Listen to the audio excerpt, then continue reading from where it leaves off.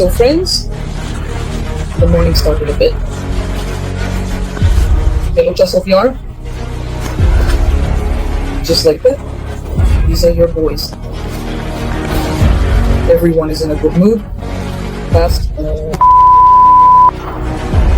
Excuse my French, but it got tiresome.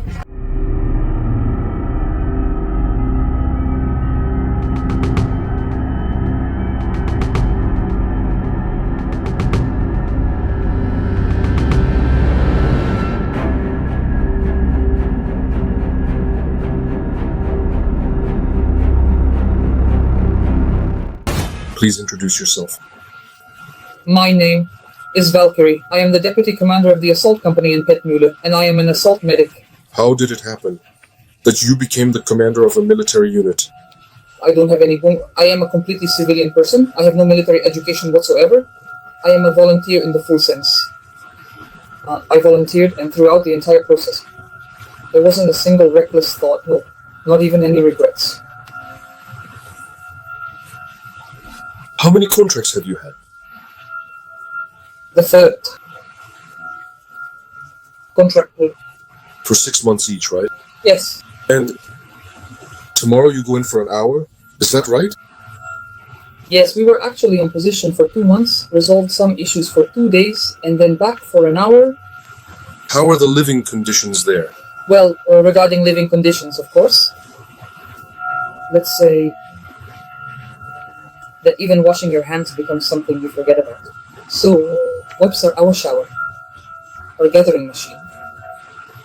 Even a simple cotton swab becomes a disappointment for you at some point. I heard the water situation there is really bad, right? With water, yes, it's bad because the air is controlled, the system is working, and deliveries are very problematic. So the throat, the nose, absolutely everything. And again, at this moment, we are taking a big risk. Our workforce, our combat personnel, are needed to handle and maintain it. Sometimes, when passing by a position, if there is a source, we make sure to take advantage of the moment and collect water in very strong containers, as sometimes those on combat duty only get 50 grams a day. Do you have to run a lot to reach the position? How is the approach in general? Well, sometimes the open areas are 500 meters, 800 meters, and it's simply impossible to walk. You definitely have to run at that moment. You walk 4 kilometers before that, and those 500 meters seem endless. Well, there's armor, right? Armor, you will carry food and water for yourself. At the minimum, you have to carry it on a rope here, because you don't know what will happen next. This includes water, food, a change of clothes, and also a minimal amount of medical supplies. Ammunition. How much do they carry? Well, assault troops carry at least 15 magazines. And that's in addition to whatever else they might need to resupply. Plus a rifle. Some are machine gunners, some are grenade launchers. And the situation has worsened? Well, yes, there. But accordingly, they have those who help them. You are the deputy commander of the assault platoon, meaning you are in charge of leading attacks and responsible for taking people with you, as the deputy commander. I go with my groups. Mainly, of course, we try to have the commander present, but often it turns out that we have casualties, or only have to take command.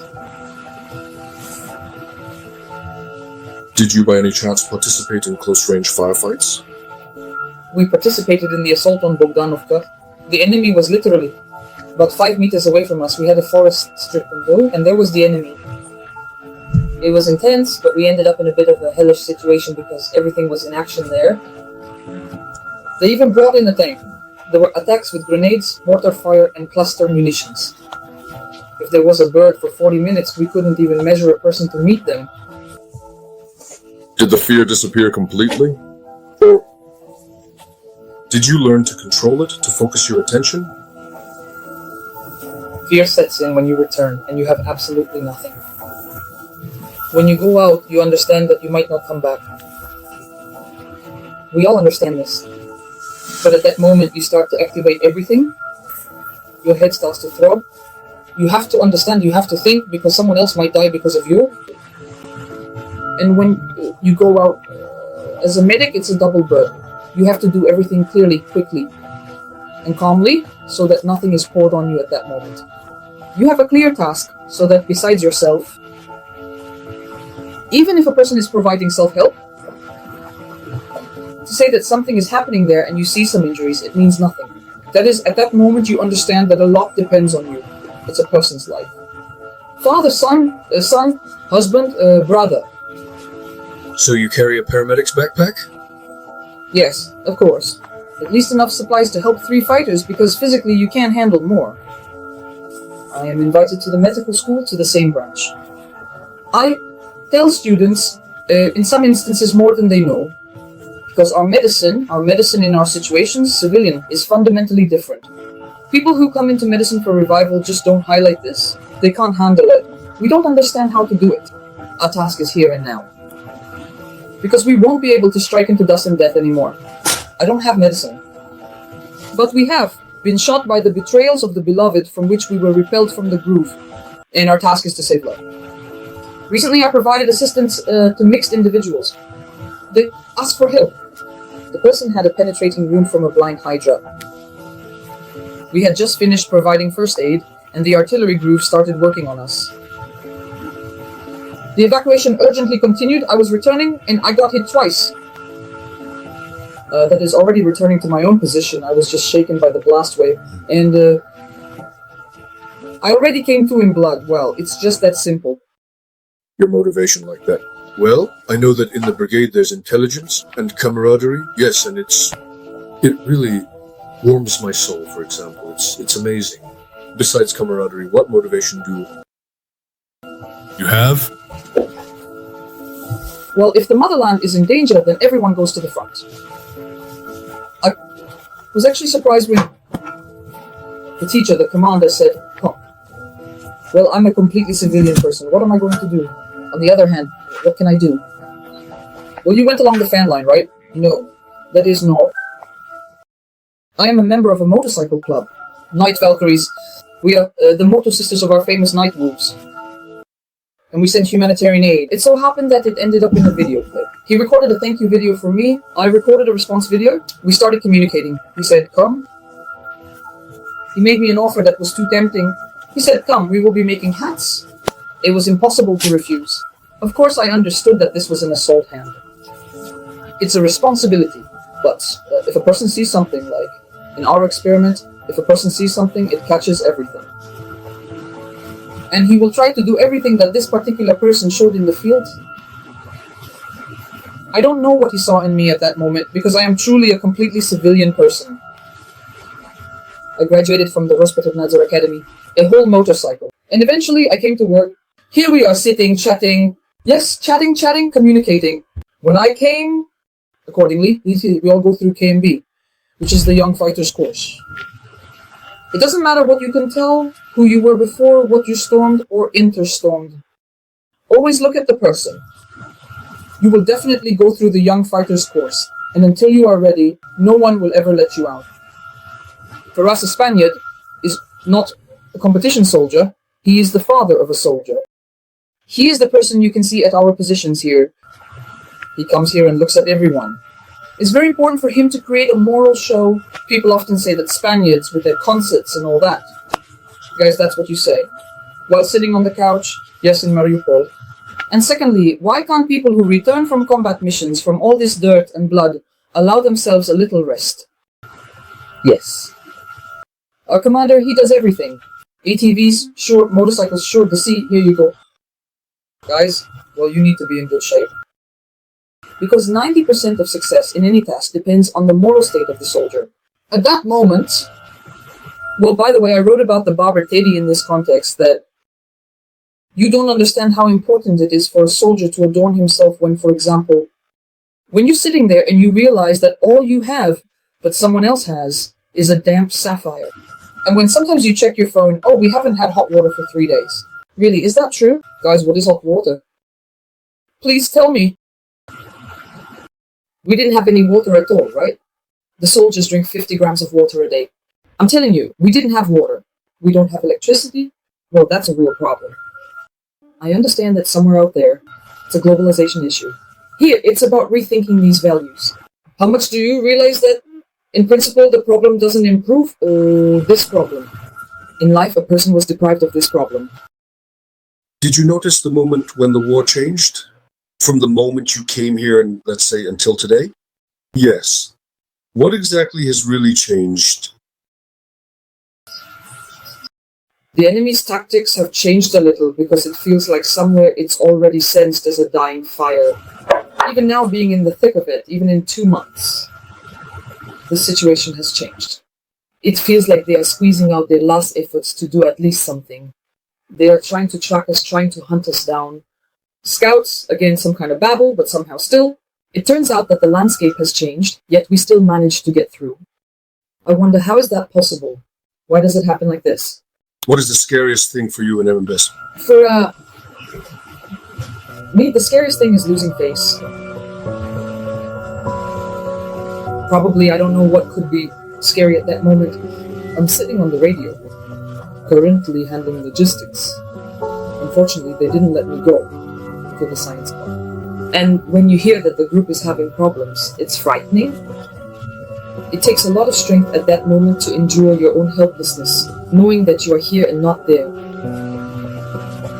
But you do your utmost to do everything possible to get the guys out of there, to pull them out, somehow ensuring their safety at the same time. Even when our kit ball got hit, we saw live how his position was compromised. So, well, you can imagine what emotions we had at that moment. The group commander is there and we're watching.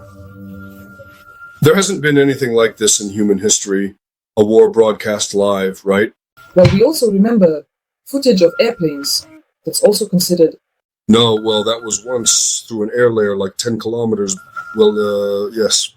Well, there's nothing better than this. Honestly, I remember when my grandmother was a lawyer, she always said, anything but war.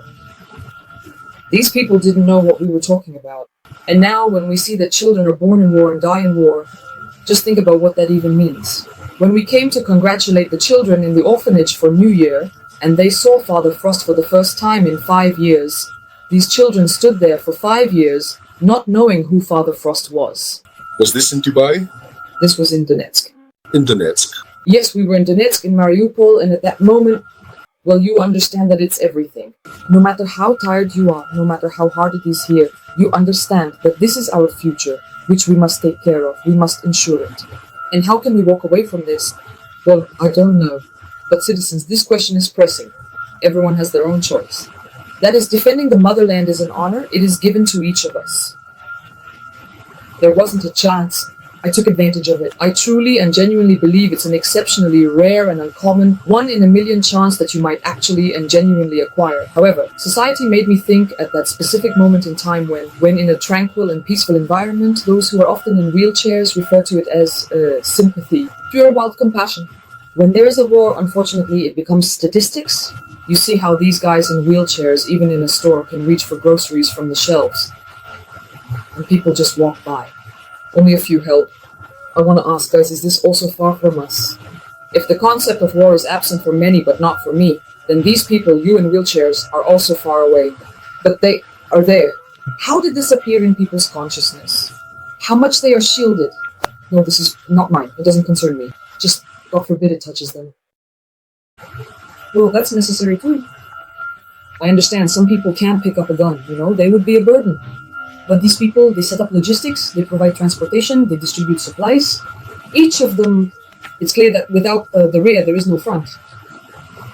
That's all clear. And people, they frankly say, well, I can't fight. Well, I just can't. But at that moment, the person does everything. They give everything, all of themselves to the last. People are 25 to 7. They supply hospitals, they supply soldiers. That's work too. It's important. Well, in general, at first the word society changed somehow. Then it changed. We have some kind of diagram going on.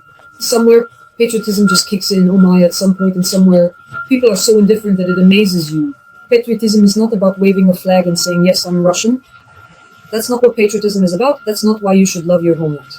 And not expecting that it will reward you. Patriotism is when you defend your homeland, help it rise from its knees. It's a complete yin-yang, because if there were no black, you wouldn't know what it is. Yes, And against this backdrop, it's very encouraging that when you go to schools, when you go to institutes, to some educational institutions, the consciousness of the youth begins to align. And I had such a dialogue, very difficult actually for me, because a girl, she's 17 years old, she says that when I reach adulthood, I will either go into the technology that provides, or I will go on my own path. She asks, what happened to you? He says, I was in Pusk and they injured my leg. But at the same time, this child looks me in the eyes and says, thank you for what you're doing.